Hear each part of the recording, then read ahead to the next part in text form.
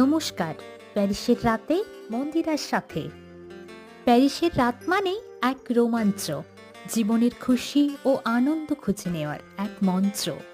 দিনের আলোয় যে টাওয়ারটা এখানে স্থাপত্যের বিস্ময়, রাতের আলো ছায়ার খেলায় সেটাই হয়ে ওঠে মনোময়। রাত ৮টায় প্রতি ঘন্টায় টাওয়ার জুড়ে নামে আলোর ঝলকানি, সেন নদীর জলে পড়া এর প্রতিবিম্ব, স্বপ্ন ও কল্পনারই এক বাস্তব কাহিনী। প্রেমিক প্রেমিকার প্রথম দেখা, পর্যটকের বিস্মৃত চাহনি, শিল্পীর অনুপ্রেরণা সবই লুকিয়ে থাকে ওই আলোক ছটায়। লোহা আর ইস্পাতের এই কাঠামো কতই না অনুভূতি ধারণ করে দাঁড়িয়ে আছে তার মনের কোঠায়।